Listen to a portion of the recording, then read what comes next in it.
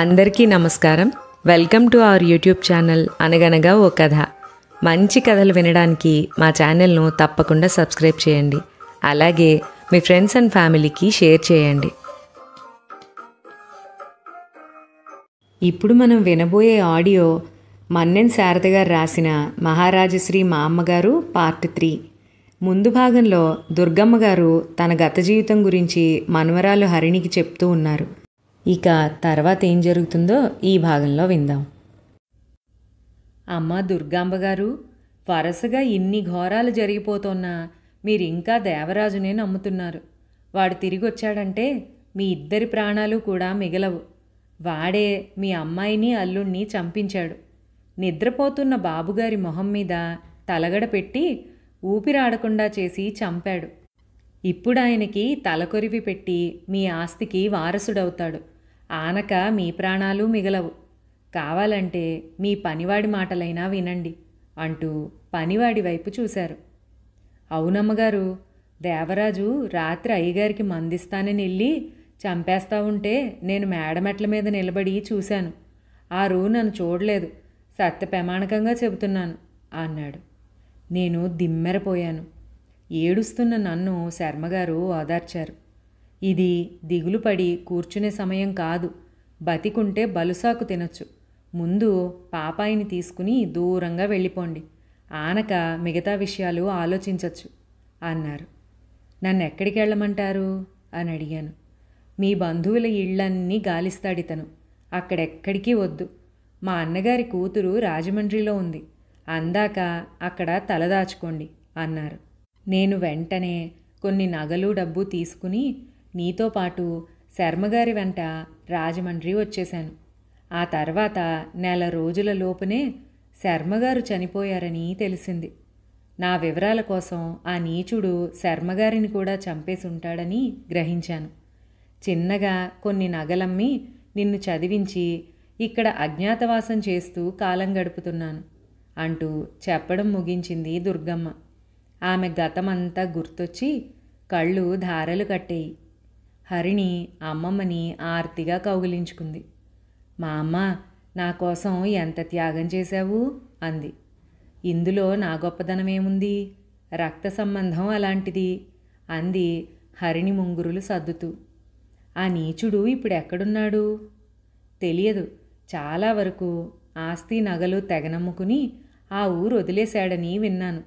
అప్పుడప్పుడు వస్తుంటాడట అంది దుర్గమ్మ. మరి ఇప్పుడు ఈ డబ్బంతా ఎక్కడిది? అన్నీ పోగా నా హారం ఒకటి మిగిలింది. అది ఎలాగైనా నీకివ్వాలని నా ఆశ. ఇప్పుడు దాన్ని తాకట్టు పెట్టాను. మరి ఇల్లెందుకు అర్జెంటుగా మార్చేశావు? ఆ నాగరత్నం నరసింహంగాడిని వేసుకుని జమీందారిణి లెవెల్లో వెళ్ళానులే సేటు దగ్గరికి. అంత ఖరీదైన నగ మనకుందని తెలియడం మంచిది కాదు. అందుకే అది గిల్టు నగ అని వాళ్ళకి టోపీ పెట్టి ఆ లొకాలిటీ మార్చేశాను. ఇక నీకు మంచి వరుణ్ణి చూసి పెళ్లి చేయాలి. అదే నా ఆశ అంది దుర్గమ్మ మనవరాలి బుగ్గలు పుణుకుతూ. హరిణి మామని ప్రేమగా అల్లుకుపోయింది. అద్దంలో చూసుకుంటూ అప్పటికి 5వ తలదువ్వుకున్నాడు శ్రీహరి. బాబు హరి, టిఫిన్ చల్లారిపోతోన్నది, త్వరగా రా. 6వసారి పిలిచింది అతని పెద్ద వదిన సావిత్రి. ఏంటి టిఫిను అని అక్కడి నుంచే అరిచాడు హరి. ఉప్మా పెసరట్టు అందావిడ.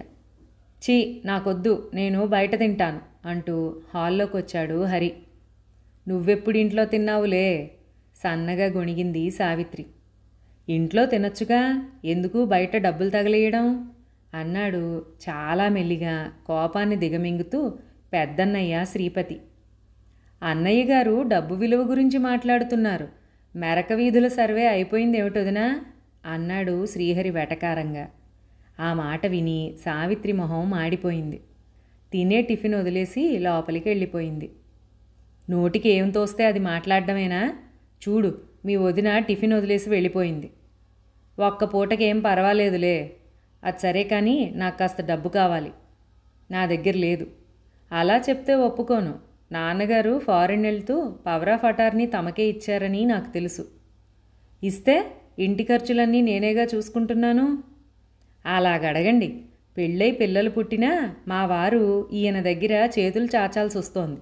ఇదంతా మా కర్మ అంటూ నెత్తి బాదుకుంది అప్పుడే అక్కడికొచ్చిన చిన్న వదిన వనజ. వనజ గొంతు విని సావిత్రి మళ్ళీ తిరిగొచ్చింది అక్కడికి. ఏమిటమ్మా అంత బాధపడిపోతున్నావు? అన్నగారి దగ్గర చెయ్యి చేస్తే ఏమిటట? ఎక్కడో గుడిమెట్ల మీద చాచినట్లు తెగ బాధపడిపోతున్నావు. ఆయన ఇంటికి పెద్ద. మామగారు బాధ్యత ఆయనకు అప్పచెప్పి వెళ్ళారు. అందరూ ఆయన్ని అడగాల్సిందే అంది కొరడా జులిపించినట్లు. అడుగుతారు. ఈయన గారు డబ్బుని గుర్రపందాలకి పేకాటకి సుందరాంగులకి తగలబెడుతూ ఉంటే ఇక అడిగితే ఇవ్వడానికి ఆయన దగ్గరే ఉంటుందిట. అసలు తప్పంతా నాన్నగారిది. ఇచ్చేదేదో ఎవరి భాగం వాళ్ళకి ఇచ్చేసి ఉంటే ఈ దరిద్రం ఉండేది కాదు. మనల్ని చావమని ఇక్కడ వదిలేసి ఆయన వెళ్ళి ఫారిన్లో కూర్చున్నారు అన్నాడు రెండో కొడుకు శ్రీనాథ్. అదిగో ఆ మాటలే వద్దన్నాను. అక్కడికి నువ్వు బుద్ధిమంతుడివైనట్లు నీ రెండో ఏంటి రెండో అంటున్నారు? ఆయనకు కానీ రెండో సెటప్ ఉందా? చెప్పండి. నాకు నా పిల్లలకి అన్యాయం చేస్తారా? నా సంసారంలో నిప్పులు పోస్తారా? అంటూ ఏడుపు లంకించుకుంది వనజ. వనజ ఏడుస్తోంటే సావిత్రికి చెప్పలేనంత నవ్వొచ్చింది. నవ్వితే బాగుండదని బలవంతంగా నవ్వు ఆపుకుని, ఏడవకు చెల్లి, కడుపు చించుకుంటే కాళ్ల మీద పడుతుందని అన్నారు. అసలు ఈ మగవారి బుద్ధులే అంతా. ఏదో చిలక్కొట్టుడి వ్యవహారాలు పర్వాలేదు కానీ ఏకంగా సవితినే తెస్తే భరించలేమమ్మా. అక్కడ పిల్లలు కూడా. అయ్యో దేవుడా, ఇదంతా నా కర్మ. తా దూర కంతలేదు, మెడకో డోలట. కట్టుకున్న పెళ్ళానికి సంపాదించి పెట్టే చాతుర్యం లేదు కానీ పెళ్లి మీద పెళ్లి కావాల్సొచ్చిందా? నేను చచ్చాననుకున్నారా? నేను పుట్టింటికి వెళ్ళిపోతాను అంటూ వనజ ముక్కు చీదుతూ గదిలోకి వెళ్ళింది. ఇదిగో అన్నయ్య, ఏంటిదంతా? నాకు రెండో పెళ్ళాం ఉందని చెప్పి నాకు మనశ్శాంతి లేకుండా చేస్తారా? నేనేం అపకారం చేశాను? ఇదేమీ బాగాలేదు అంటూ గింజుకున్నాడు శ్రీనాథ్. మరి నన్ను అందరిలో అవమానిస్తే నేను ఊరుకుంటానా ఏమిటి? మగాడన్నాక 1,00,000 వ్యవహారాలుంటాయి. అవన్నీ ఇంట్లో ఎద్దేవా చేస్తారా? నా భార్య ముందు నా పరువు తీస్తారా? అందుకే మీ ఆవిడ ముందు రెండో అని నీ పరువు తీశాను. ఇక మీ ఆవిడ ఉండదు. నీ గతి అధోగతే అంటూ పళ్ళికిలించాడు శ్రీపతి. చాలండి తెలివి. నిజమనుకుని ఎంత బాధపడ్డాను. అదిగో తోకంటే ఇదిగో పులని అక్కగారు కూడా బాగా సెలవిచ్చారు. నా సవితి సంగతికి ఏం గాని మీ ఆయనకి ఎయిడ్స్ రాకుండా చూసుకోండి అంది సూట్ కేసుతో తిరిగొచ్చిన వనజ. ఆ మాట విని శ్రీహరి పకపకా నవ్వాడు. మరిది నవ్వు చూసి ఉడుక్కుంది సావిత్రి. ఎందుకంత నవ్వు అంది కోపంగా. పాపం వనజొదిన అమాయకురాలు. పెద్దన్నయ్యకి ఇంకా ఎయిడ్స్ రాలేదనుకుంటోంది. శ్రీహరి మాటకి వనజ శ్రీనాథ్ పడి పడి నవ్వారు. చూసారా మీరు చేసే వెధవ పనులకి నేనెంత లోకువైపోతున్నానో అంటూ ఏడుస్తూ వెళ్ళిపోయింది సావిత్రి లోపలికి. ఒరేయ్ ఒకరికిద్దరు జమ అయ్యి నన్నెందుకురా ఏడిపిస్తారు? నేనేం అపకారం చేశాను మీకు అన్నాడు శ్రీపతి వాపోతూ. మేము క్యాష్ అడిగినప్పుడు కొడుతూ ఉంటే మనకి తిప్పలు ఉండేవి కాదు కదా అన్నాడు శ్రీహరి విలాసంగా నవ్వుతూ. ఉండాలి కదరా, నాన్నగారు వస్తే కానీ అన్నీ సెటిల్ అవ్వవు. ఆయన లేక రైతులు కౌలు డబ్బులు ఇవ్వటం లేదు. పేరు గొప్ప ఊరు దిబ్బ అలా ఉంది మన బ్రతుకు అన్నాడు శ్రీపతి విచారంగా. మీ ఆవిడికి మొన్న రవ్వల సెట్టు కొన్నావు అంటూ నిలేశాడు శ్రీనాథ్. అబ్బా, అది ఆవిడికి వాళ్ళ నాన్న కట్నంగా ఇచ్చిన పొలం పంట తాలూకు డబ్బు. నన్ను నిలేస్తున్నావు కానీ నువ్వు మాత్రం మొన్న మీ ఆవిడకి హారం చేయించలేదు అంటే ఇద్దరికిద్దరూ బాగానే డబ్బుని నగలుగా మారుస్తున్నారన్నమాట. ఎటొచ్చి నా నోట్లోనే మట్టి కొడుతున్నారు. మీ సంగతి అర్జెంటుగా నాన్నగారికి ఫోన్ చేసి చెప్పేస్తాను అన్నాడు శ్రీహరి. ఆ మాటలకి బాంబు పడ్డట్టు ఉలిక్కిపడ్డారు అన్నదమ్ములిద్దరూ. వద్దు బాబు వద్దు, ఆయన లేక ప్రాణాలు సుఖంగా ఉన్నాయి. ఆయన్ని అలాగే అక్కడే ఉండనివ్వు. నీకెంత కావాలో చెప్పు అన్నాడు శ్రీపతి. ఒక 10. 10? ఎందుకంతా? 10,000కు 10 లక్షల ఎక్స్ప్రెషన్ ఇస్తావెందుకు? నా కారు పెట్రోల్కే చాలదా డబ్బు అన్నాడు శ్రీహరి విసుక్కుంటూ. అవును, ఊళ్ళో తిరిగితే చాలేది, కొవ్వూరు నుండి కాకినాడ దాకా తిరిగితే ఎలా సరిపోతుంది అన్నాడు శ్రీనాథ్. అన్నయ్య, నన్ను రెచ్చగొట్టి మళ్ళీ వదినకి రెండో సెటప్ గురించి చెప్పేట్లు చెయ్యకు. పాపం వదిన నిజంగానే నీకు రెండోది లేదనుకుంటోంది. ఏంటి మళ్ళీ రెండో అంటున్నారు అంటూ వచ్చింది వనజ. అబ్బా, నువ్వు రెండో అన్నమాట దేనికి వాడనివ్వవా? మనవాడు రెండో కారు కొందాం అంటున్నాడు అంటూ విసుక్కున్నాడు శ్రీనాథ్. ఇంకో కారు అంటారు కానీ రెండో కారు అంటారా అంటూ సాగదీసింది సావిత్రి తాను తిరిగి రంగప్రవేశం చేస్తూ. మాకొచ్చినట్టు మాట్లాడతాం, నువ్వు తెలుగు వాచకం తీసుకుని మా వెనకాలే తిరక్కు అంటూ భార్యని కసిరాడు శ్రీపతి. అబ్బో, అన్నదమ్ములు ఒకటైపోయినట్లున్నారు, మనకెందుకు మధ్యన, లోపలికి పోదాం పద అంటూ వనజ చేతిని పట్టుకుని లాక్కెళ్ళింది సావిత్రి. చూసావా, మనం కలిసికట్టుగా ఉంటే వాళ్ల నోళ్ళు మూతలు పడతాయి అన్నాడు శ్రీపతి గర్వంగా. ఉందామనే ఉంది, నువ్వు మేమడిగిన డబ్బిస్తే అన్నాడు శ్రీహరి లాజిక్గా. శ్రీపతి లోపలికెళ్ళి 10,000 కట్ట తెచ్చి శ్రీహరి చేతిలో పెట్టి, మీరు నిజం చెబితే నమ్మడం లేదు, మన ఖజానా ఖాళీ అయిపోతోంది, మనం రోడ్డున పడే టైము దగ్గరకొస్తోంది అన్నాడు విచారంగా. నువ్వు నిజమే మాట్లాడుతున్నావా? ఆశ్చర్యంగా అడిగారు తమ్ముళ్ళిద్దరూ. కావాలంటే అకౌంట్స్ చూసుకోండి. మరి ఈ విషయం నాన్నగారికి ఫోన్ చేసి చెబుదాం. నాన్నగారి ఫోన్ నెంబర్ ఎవరికి తెలుసు, ఆయన ఫోన్ చేసినప్పుడే మాట్లాడాలి అన్నాడు శ్రీపతి. ఇదొక ప్రాబ్లం, నేనొస్తా, మీరిద్దరూ పెద్దవాళ్ళు, బాగా ఆలోచించండి అంటూ రివ్వున ఎగిరిపోయాడు శ్రీహరి. హరిణి ఆఫీస్ నుండి వచ్చి టీవీ చూస్తూ కూర్చుంది. దుర్గమ్మ వచ్చి పక్కన కూర్చుంది. హరిణి దుర్గమ్మని పట్టించుకోలేదు. టీవీలో బాలచందర్ సీరియల్ వస్తోంది. సీరియల్ మంచి రసపట్టులో ఉంది. అడుగడుగున సస్పెన్స్తో ప్రేక్షకుల ప్రాణాలు తీస్తోంది.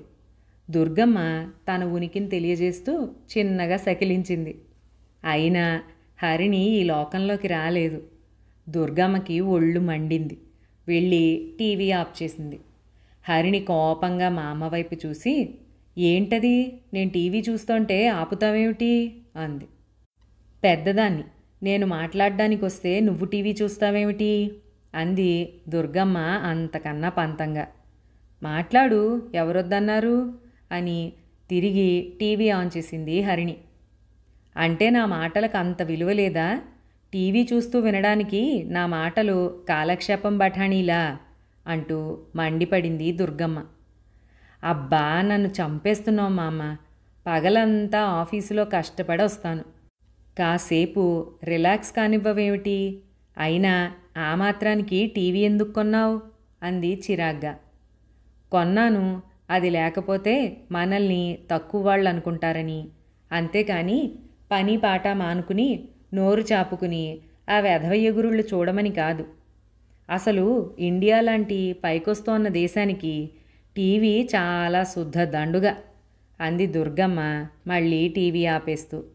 హరిణి నెత్తి కొట్టుకుంది. బాబోయ్, ఈ మధ్య నీ తెలివి చాలా పెరిగిపోయింది. నేను వెళ్ళాక ఎవరితో స్నేహాలు చేస్తున్నావేమిటి?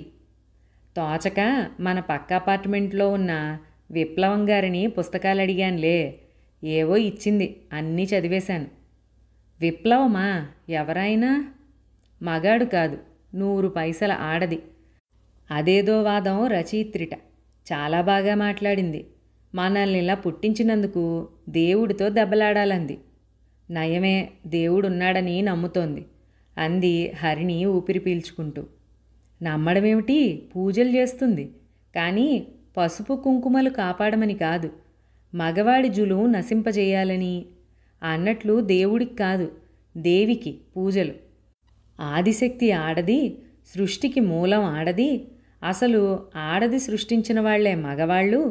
ఆడదాని చేతిలో కీలుబొమ్మలు, మరబొమ్మలు, ఇంకా చాలా చెప్పింది, నాకు సరిగ్గా గుర్తులేవు. హరిణి గబుక్కున మా అమ్మగారి కాళ్ల దగ్గర కూర్చుంది. మా అమ్మ, నీకు దండం పెడతాను, నువ్వు అక్కడికి వెళ్ళకు, కావాలంటే నేను నీకు భారత భాగవతాలు తెచ్చిపెడతాను, నా మాట విను అంటూ బ్రతిమిలాడింది. ఆ దాస్య సాహిత్యం చదవద్దంది. హరిణికి మూర్ఛొచ్చినంత పనయ్యింది. ఈ మాటలు చెప్పడానికేనా టీవీ ఆఫ్ చేయించావు? నీ ఇష్టం వచ్చినట్లు ఊరేగు, నాకు చెప్పకు అంది కోపంగా.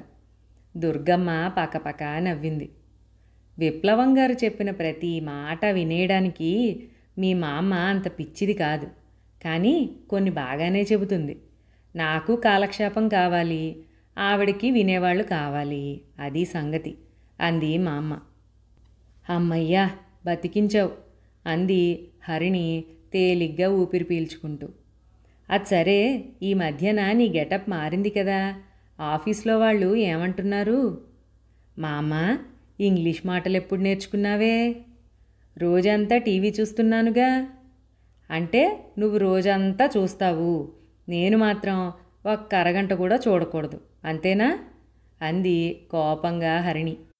దుర్గమ్మ నవ్వుతూ, టీవీ ఇంకెందుకు పనికిరాని మాలాంటి వాళ్ళకి, అంతేకాని జీవితంలో ఎన్నో చెయ్యాల్సిన మీలాంటి వాళ్ళకి కాదు. అది సరే, ఇంతకీ ఏమన్నారు అని అడిగింది ఆసక్తిగా. ఏమంటారు? కొందరు చాలా బాగున్నావు అన్నారు, కొందరు అసూయగా చూశారు. అసూయ ఎందుకట? వాళ్ళ బాబుగాడి సొమ్ముతో కొనుక్కున్నామా అంది దుర్గమ్మ నొసలు చిట్లిస్తూ. అది ఆడవాళ్ల జన్మ హక్కు, ఎవరి సొమ్ముతో కొన్నది వాళ్ళకు అనవసరం. దుర్గమ్మ ఆ మాట విని ఉసూరుమంది. ఏంటి ఇంతకీ నువ్వు చెబుతున్నది ఆడాళ్ల గురించా? అంటే అర్థం కానట్లుగా చూసింది హరిణి. నేను అడుగుతోన్నది మగాళ్ల గురించి. మగాళ్ల సంగతి నాకేం తెలుసు? అందుకే మన బతుకు ఇలా ఏడుస్తోంది. ఏంటి మామ్మ, అసలు నువ్వేం మాట్లాడుతున్నావు? దుర్గమ్మ చిరాగ్గా సోఫాకి జారబడి, నీకసలు వయసు వచ్చిందే గాని మనసు ఎదగలేదే అమ్మాయి, ఆ కిరాణా కొట్టు కిష్టిగేడి కూతురు చూసావా అంటూ ఉండగానే మాటకు అడ్డం వచ్చేసింది హరిణి. చూశాను మామ్మ, నిన్న భర్తతో కారులో వెళ్తూ కారు ఆపి నన్ను ఎక్కించుకుని ఆఫీస్ దగ్గర వదిలింది. చాలా మారిపోయింది, ఒంటి నిండా నగలే. అతను కూడా చాలా మంచివాడిలా ఉన్నాడు. ఇదంతా దేనివల్లనంటావు? అదృష్టం, సింగినాదం, డబ్బు మహిమ. రిక్షా ఎక్కడానికి కూడా తాహతు లేని కిష్టిగాడి కూతురు మారుతిలో తిరుగుతోంది. అంటే ఆ పిల్ల తన జీవితాన్ని తెలివిగా ప్లాన్ చేసుకుంది. ఆ తెలివి నీకెందుకు లేదా అని విచారిస్తున్నాను అంది దుర్గమ్మ బాధగా. ఇందులో తెలివితేటల ప్రసక్తే ఉంది, అతను డబ్బులున్నవాడు, దట్స్ ఆల్ అంది హరిణి. డబ్బున్నవాడు కాదు, డబ్బున్నవాడిని చూసి ప్రేమించింది, దెబ్బకి జాతకం మారిపోయింది. సర్లే, ఏదో ఒకటి కాదు, నే చెప్పిందే ఒకటి, అదే నెంబర్ 1 ప్లాను. అది సరే కానీ ఇంతకీ మీ ఆఫీసర్కి బాగా డబ్బుందా? కారుందా? మేడా? అబ్బబ్బా ఉంది. ఏమంటావు ఇంతకీ? మరి చిన్నగా ప్రేమించేయకూడదు? హరిణి దుర్గమ్మ వైపు తెల్లబోయి చూసింది. మా అమ్మ, నీకు టైం దగ్గరికి వచ్చేసినట్లుందే, అందుకే ఇలాంటి తెలివితేటలు పుడుతున్నాయి. అంటే చస్తాననా? ఖచ్చితంగా. నీకు ఆ డౌట్ ఏమీ వద్దు, నేను గ్యారంటీగా నీ పెళ్లి చేసే వరకు ఉండి తీరతాను. ఇంతకీ మీ ఆఫీసర్ సంగతి చెప్పు. వాడు నువ్వు ప్రేమించడానికి పనికొస్తాడు, కళ్ళు పోతాయి. మరి రేపో మాపో రిటైర్ అవుతున్నాడు ఆయన. ఓహో, పోనీలే, కొత్తగా వచ్చిన అతన్ని లైన్లో పెట్టు. అతను 6 నెలల్లో రిటైర్ అవుతాడు. అయినా నీకు ఇదేం పిచ్చి? ఎవరైనా ఆడపిల్లని ఎవ్వరినీ కన్నెత్తి చూడొద్దని, ప్రేమలో పడొద్దని చెబుతారు. నువ్వు ఇలా రివర్స్ అయిపోయావేమిటి? అది ఈ ముసలి వయసులో అంది హరిణి ఆశ్చర్యంగా. దుర్గమ్మ కాలు మీద కాలేసుకుంది. నేను ముందు చూపున్న ముసలమ్మని, నిన్నటి గతం తలుచుకుని ఏడ్చే రకాన్ని కాదు. రేపటిని సరిచేసుకుని చక్కగా జీవించడం నా అభిమతం. దురదృష్టం కొద్దీ మన ఆస్తి వైభవం పోయాయి. ఇన్ని సంవత్సరాలు నిన్ను పెట్టుకుని అజ్ఞాతంగా ఎందుకు జీవించాను? నిన్ను తిరిగి మంచి స్థితిలోకి తీసుకురావాలన్నది నా ఆశ. కిష్టిగాడి కూతుర్ని చూశాక నాకు జ్ఞానోదయం అయింది. అందుకే నిన్ను ఎవరినైనా బాగా డబ్బున్నవాడిని ప్రేమించి దారికి తెమ్మంటున్నాను. దానికోసమే నేను ఇలా మకాం మార్చి అన్నీ కొన్నాను. హరిణి కళ్ళు ఆశ్చర్యంతో విశాలమయ్యాయి ఈ మాటలు విన్నాక. మా అమ్మ, నీకిన్ని తెలివితేటలు పుట్టుకతో రాలేదమ్మా, పరిస్థితులు నేర్పాయి. చూడు, ప్రేమించమన్నానని ఏ దారిన పోయే దరిద్రాన్నో తీసుకురాకు. కానీ ప్రేమ దానంతటది పుడుతుంది. ఇలా కావాలని ప్రేమించడాన్ని ప్రేమ అనరు మా అమ్మ. దానంతటది పుట్టే ప్రేమ కొంపలు ముంచుతుంది. మంచి ముహూర్తం చూసుకుని సిజేరియన్ చేయించుకుని కనే పిల్లల్లా డబ్బు దర్పం ఉన్నవాణ్ణి చూసి పుట్టే ప్రేమ వల్ల కష్టాలుండవు. రేపటి నుంచి ఆ వేటలోనే ఉండు అంటూ హెచ్చరించి వంటగదిలోకి వెళ్ళింది దుర్గమ్మ. దుర్గమ్మ తెలివితేటలకి తెల్లబోయి చూసింది హరిణి.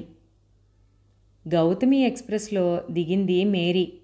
సూట్ కేస్ తీసుకుని స్టేషన్ బయటకు వచ్చింది. రిక్షా కావాలేటండి, ఎక్కడికి వెళ్ళాలి అంటూ రిక్షా వాళ్ళు చుట్టూ మూగారు. మేరీ అయోమయంలో పడింది. ఆవేశంలో వచ్చేసిందే కానీ ఎక్కడికి వెళ్లాలో తెలియదు. భయంతో కళ్ళల్లో నీళ్లూరాయి. ఆ విషయం ఒక ముసలి రిక్షావాడు పసిగట్టేశాడు. మీరంతా వెళ్ళండి, నాను అడుగుతాను అంటూ మిగతా రిక్షావాళ్లని తరిమి కొట్టి, తవకి ఊరు తెల్దేటండి అన్నాడు. మేరీ తెలియదన్నట్లుగా తలూపింది. ఏ ఈదికి వెళ్ళాలో చెప్పండి, నేను తీసుకెళ్తాను. అది తెలీదు. మాగట్టి సిక్కే వచ్చి పడిందండి. ఆరి పేరన్నా తెలుసా అండి? శ్రీహరి. చీయరా, ఎవలని కనుక్కుంటాం అంటూ బుర్ర గీక్కున్నాడు రిక్షా అతను. మేరీకి వెంటనే మెరుపులాంటి ఆలోచన వచ్చింది. బ్యాగులో ఉన్న ఫోటో తీసి రిక్షా అతనికి చూపించింది. ఫోటో చూడగానే అతని కళ్ళు మెరిశాయి. ఇతనా పైలా పచ్చీస్ బాబు కదూ అన్నాడు నవ్వుతూ. పైలా పచ్చీస్ బాబా అంది మేరీ. అవునండి, ఏ పని పాట లేకుండా పొద్దస్తమానం కారేసుకుని తిరుగుతుంటారండి. అందుకే అలా పిలుస్తాం. ఈ రిల్లు దాన్వాయపేటలోనండి. మీరు రిచ్చా ఎక్కండి, నేను విమానంలో అట్టుకెళ్ళిపోతాను అన్నాడు అతను. వాళ్ళింటికి వద్దులే, నన్ను ఏదైనా మంచి హోటల్కి తీసుకెళ్ళు, తర్వాత అతన్ని పట్టుకుందాం అంది. తవర ఆడపిల్ల కదండి, లాడ్జింగ్లో దిగితే బాగుంటుందా? ఏ అబ్రస్ అన్నాసులంతా ఉంటారు అక్కడ. ఓ మంచి ఐడియా వచ్చిందండి. తవరిని విప్లవం గారి ఇంట్లో దింపుతాను, ఆనక పచ్చీస్గాడిని అట్టుకుందాం అన్నాడు. విప్లవం గారా? అయ్యి బాబోయ్, విప్లవం అంటే జడుచుకున్నారేటండి?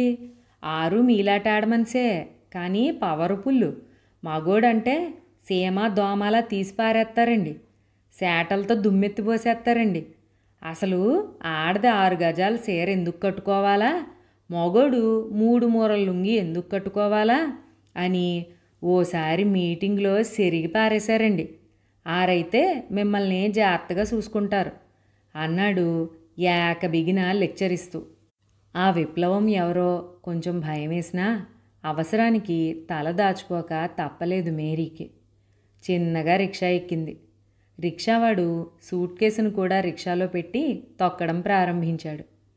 మేరీ ఊరుని చూస్తూ కూర్చుంది. ఊరంతా పందులు, మురికి కాలవలు వాసన. జనం ఆ కాలవల పక్కనే కూర్చుని టిఫిన్లు తింటున్నారు. మేరీకి కడుపులో తిప్పింది. బలవంతంగా వాంతి నాపుకుంది. ఏటండి అమ్మాయి గారు, ఒంట్లో బాగుండలేదా? సోడా కానీ తాగుతారేటి అని అడిగాడు రిక్షా అతను. ఈ ఊరేంటి ఇంత మురిగ్గా ఉంది, ఎలా ఉంటారు మీరంతా అని అడిగింది. రిక్షా అతను నవ్వి, తవరదే ఊరండి అన్నాడు. హైదరాబాదు. మరి లంకంత ఊరెట్టుకుని మడుసుల్లేనట్టు ఈ ఊరు బాబుని ప్రేమించారేటండి అన్నాడు. మేరీకి అతని అతివాగుడు చూసి కోపం వచ్చింది. ఎవరు చెప్పారు నేను ప్రేమించానని అంది. రిక్షా అతను తలపాగా తీసి తన జుట్టు చూపించి, నా తల మీద ఎంటుకలు చూసారా, అంత వయసుంది నాకు. నాను పుట్టాక ఇలాంటి కథలు ఎన్ని చూసుంటానంటారు? తవరు వయసులో ఉన్నారు, ఒక్కరూ వచ్చేసినారు. ఆ బాబు అడ్రస్ తెలవదు, ఇల్లు తెలవదు, అందులో ఒట్టి మడిసిలా లేరు. తమది ప్రేమ వ్యవహారం కాదంటే ఎవరు నమ్ముతారు? అదంతా మీ ఇట్టమనుకోండి. ఇందాకేటన్నారు, ఈ ఊళ్ళో ఎలాగొంతామని కదూ. కాకిపిల్ల కాకికి ముద్దండి. మా ఊరు మాకెట్టం. అయినా దారిలో చూసారా, మీ ఊరంతుంది గోదావరి. దాని సెమ్మ ఊరంతా పీలుస్తుందండి. నేల ఆరదు గబిక్కిన. అందుకే మెత్తగ్గా ఉంటుంది. ఇంకా రోజుకో దొంగమాట చెప్పే నాయకులంతా ఓట్లు గుంజుకుని ఊరిని పట్టించుకోరండి. ఆరంతా హైదరాబాద్లోనూ మెడ్రాసుల్లోనూ ఒంటి స్తంభం మేళ్ళు కట్టుకుని కులుకుతుంటారండి అన్నాడు. నేరక అన్న మాటకి అతనిచ్చిన ఉపన్యాసం విని చెవులు దిబ్బడేశాయి మేరీకి. రిక్షా ప్రకాష్ నగర్లోని అపార్ట్మెంట్స్ ముందు ఆగింది. రిక్షా అతను సూట్ కేస్ తీసుకుని రాండి అన్నాడు. వెనకాలే మెట్లెక్కింది మేరీ. రిక్షా అతను ఒక అపార్ట్మెంట్ ముందు నిలబడి కాలింగ్ బెల్ నొక్కాడు. ఒక నడివయసు స్త్రీ తలుపు తీసింది. ఆవిడ బక్కపలచగా ఎముకల్ని టిష్యూ పేపర్లో చుట్టినట్లుగా ఉంది. తల సగానికి పైగానే నెరిసిపోయింది. చాలా చదివినట్లుగా దళసరి కళ్ళద్దాలు, ఎవ్వరినీ నమ్మనన్నట్లుగా గుచ్చిగుచ్చి చూసే చూపులు, గంజి పెట్టని నలిగిన కంచికాటన్ చీర, కంటిమెడ జాకెట్టు, బోసిగా ఉన్న చేతులు, మెడ. ఆవిడ మేరీని గుచ్చి గుచ్చి చూసింది. మేరీ భయంగా రిక్షా అతని వైపు చూసింది. రిక్షా అతను అభయం ఇస్తున్నవాడిలా నవ్వి, మీరో మాటిట్రండి అన్నాడు విప్లవం గారిని. విప్లవం నడిచి అతనితో గుసగుసలాడింది. విప్లవం తల పంకించి లోపలికి వచ్చింది. అమ్మాయి గోరు, మీకేం భయం లేదండి, నానంతా చెప్పాను. ఆరు ఉండమన్నారు. ఈ లోపున నేను ఆ పచ్చీస్ బాబుని అట్టేసుకుని మీకు అప్పచెబుతాను అన్నాడు రిక్షా అతను మేరీతో. మేరీ అలాగేనన్నట్లు తలూపి అతని చేతిలో 100 రూపాయలు పెట్టింది. అయ్య బాబోయ్, 100 నోటు ఇచ్చేశారు అన్నాడు పరమానందంగా నోటు వంక చూస్తూ. పర్వాలేదు తీసుకో అంది. రిక్షా అతను నోటు తీసుకుని రివ్వున తూనీగల ఎగిరిపోయాడు. విప్లవం మేరీని కూర్చో అంది. మేరీ బెరుకుగా కూర్చుంది. మేరీ తనకి తెలియని ఊళ్ళో విప్లవం ఇంటికి షెల్టర్ కోసం వెళ్ళి తప్పు చేసిందా ఒప్పు చేసిందా అన్న విషయం తర్వాయి భాగంలో విందాం. అంతవరకు సెలవు.